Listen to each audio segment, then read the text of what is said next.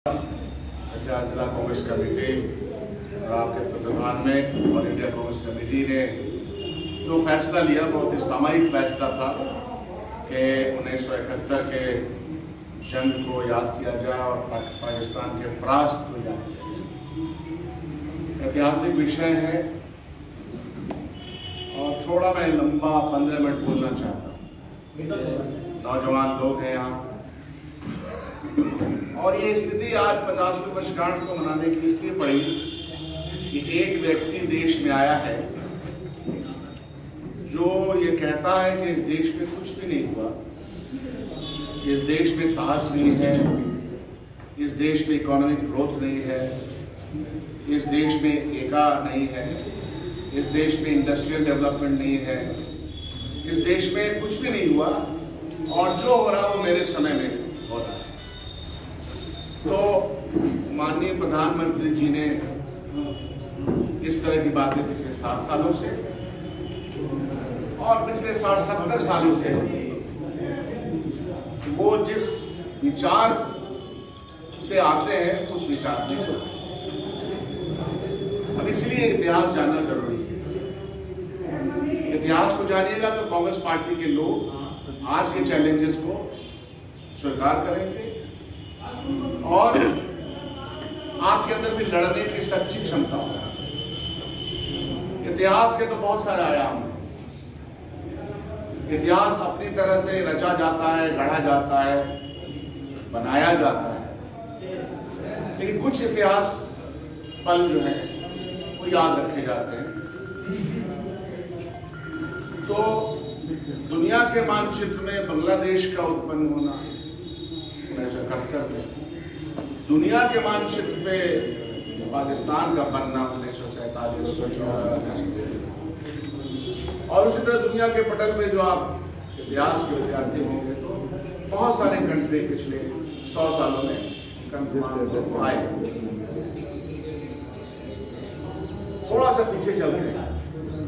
मेरे जैसा व्यक्ति तो बहुत ही शांति प्रिय है। मैं एक ऐसे देश और समुदाय और समाज की कल्पना करता हूँ क्योंकि हम निर्मला देश पांडे के चेले हैं। हम तो जय जगत वाले विनोबा भावे गांधी वाले के दुनिया का तमाम समाज, पूरी दुनिया एक है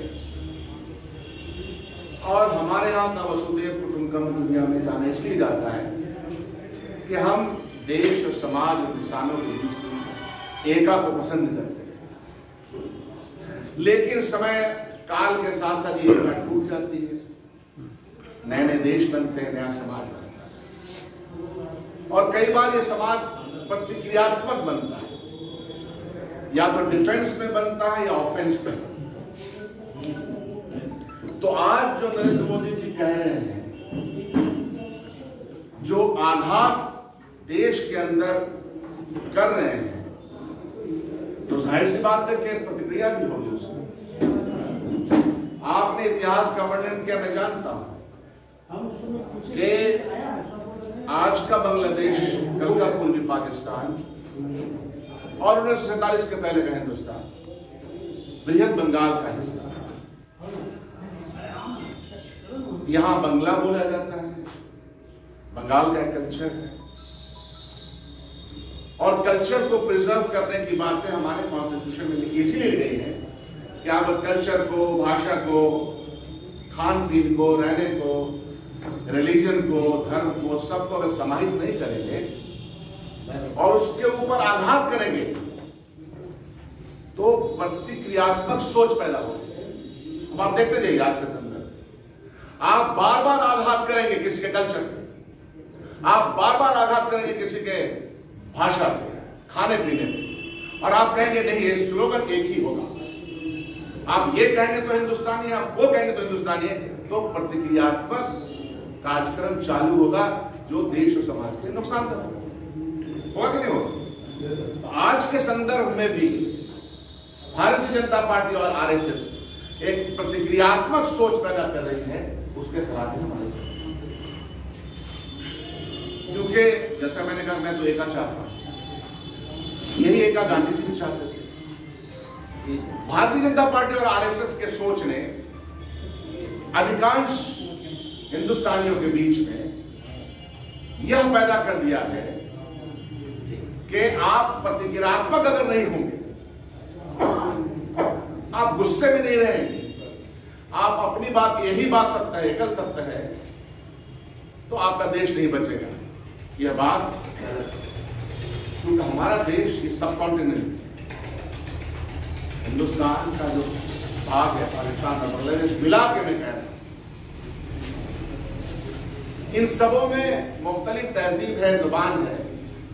मैं लाहौर में था, हम लोग गए थे एक डेलीगेशन लेकर के, और उस डेलीगेशन में 150 लोग थे। हम लोग तो शांति वाले लोग हैं, मुल्कों के अंदर शांति होनी चाहिए, क्योंकि लोग तो 90% हर जगह के लोग गरीब हैं और शांति देना चाहते हैं। तो वहाँ एक पख्तूनख्वा है, उनका राज्य है, 4 राज्य बलूचिस्तान है। तो वहाँ के मेंबर ऑफ पार्लियामेंट ने एक बहुत बड़ी मीटिंग थी, तो वहाँ बोलना चालू किया। तो वहाँ के लोगों ने कहा कि आप उर्दू नहीं बोलेंगे, आप पख्तून या अंग्रेजी में बोलेंगे, क्योंकि उर्दू हमारी जुबान नहीं है। ये मैं अपने कान से सुन गया। तो जब कोई भाषा थोपी जाएगी,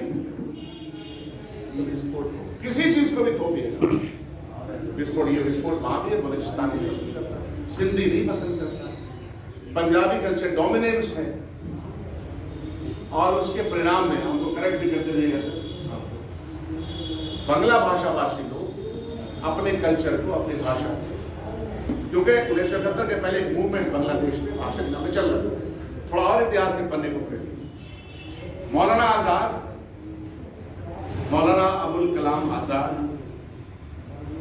सबसे यंग, सबसे युवा कांग्रेस के प्रेसिडेंट 35 साल की उम्र बने, और जब 1940 से 46 के बीच में बहस मुबासा अंग्रेजों और ब्रिटिश साम्राज्य के साथ चल रहा, उस वक्त के भी प्रेसिडेंट थे 1946 तक, और जिनके नेतृत्व में 1942 में भारत छोड़ो आंदोलन के वक्त वो अध्यक्ष थे, और जिसने रेजोल्यूशन पास किया था 9 अगस्त 8 अगस्त की रात में, 9 अगस्त की सुबह में, रात के 2 बजे जेल के सलाखों के पीछे सब चले गए। उस मौलाना आजाद ने लिखा, जिना को लिखा, फॉर्मेशन ऑफ पाकिस्तान के बारे में लिखा कि यह गलत काम हो रहा है, क्योंकि बांग्लादेश आने वाले दिनों में भाषा के नाम पे अलग हो जाएगा, और 25 साल के अंदर, 1947 और 25 साल के अंदर भाषा के नाम पर, प्रीडोमिनेंट भाषा की बुनियाद पर अलग हो गया। तो आज भी हमारे कर्णधारों को किसी भी चीज को थोपने की आवश्यकता नहीं है, और इसलिए हिंदुस्तान में आप तमिलनाडु चले जाइए, कर्नाटक चले जाइए, केरला चले जाइए, बंगाल चले जाइए, महाराष्ट्र चले जाइए, हाँ, जो हम भाषाभाषी बोल रहे हैं तो थोपने का प्रयास कीजिएगा तो बोलेगा हम अलग हो जाएंगे। ये मूवमेंट चलते हैं। तो हमारा देश विभिन्न कल्चर का देश, उसको अस्थायी रूप बनाने के लिए सबकी इज्जत समान डालनी पड़ेगी। उर्दू जुबान हिंदुस्तान की जुबान, और ये तमाम जो नई भाषाएं हैं, हिंदी, उर्दू, बांग्ला, जितने भी मॉडर्न जुबान हैं, सबकी मादर जुबान संस्कृत, वहां से निकली है। जुबानों का एक अलग सा इतिहास है। दुनिया तो 100 साल पहले वीजा पासपोर्ट लेके चलती है ना, 100-150 साल, 200 साल पहले तो दुनिया के लोग आते थे, अपनी अपनी भाषा बोलते थे, ट्रेड होता था, और व्यापार लोग आपस में। अब आज चलेबुल नाम का कोई शब्द अंग्रेजी डिक्शनरी में नहीं, लेकिन सब चलेबुल बोलते हैं। तो भाषाएं जुड़ती चली जाती है, नई भाषा की उत्पत्ति होती है, जो रोजमर्रा की जिंदगी में लोग सीखते हैं, जानते हैं। तो आपको किसी भी मामले में बड़ा दिल नहीं रखिएगा तो प्रतिक्रियात्मक सोच पैदा होगी। माननीय नरेंद्र मोदी और आरएसएस इस देश में प्रतिक्रियात्मक सोच को पैदा कर रही है, जिसका नुकसान देश के समाज में पड़ेगा। इस बात को समझिए। 1937 में भारत के विभाजन पे बहुत सारी किताबें, आप लोग नाम बता देते हैं, प्रोफेसर शमसुल इस्लाम की किताब पढ़िए,